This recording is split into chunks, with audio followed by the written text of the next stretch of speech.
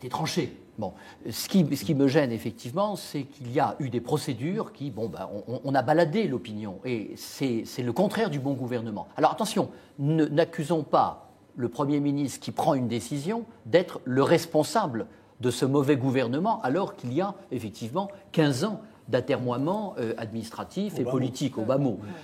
Parce qu'effectivement, certes, il y a 50 ans que l'idée est née, mais la façon dont ça s'est concrétisé, c'est les 15 dernières années.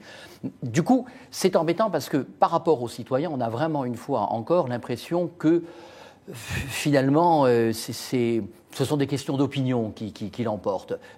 L'Ouest, on se souvient aussi de cette question des péages, de la taxe sur les autoroutes, c'est parti de là. Donc, on a vraiment l'impression que l'État est d'autant plus, fort dans ses déclarations qu'il est faible sur le terrain. Et la décision me choque, non pas, je vous dis, je ne suis pas compétent pour dire sa technicité, mais parce qu'il y a un problème d'aménagement du territoire, et là je vous rejoins complètement, et on a le sentiment que la France est désormais incapable d'aménager de façon intelligente son territoire. On voit les effets d'une politique tout TGV. Donc oui, c'est vrai que en termes de compagnie aérienne et d'aéroports, on peut très bien imaginer que tout aille sur Paris.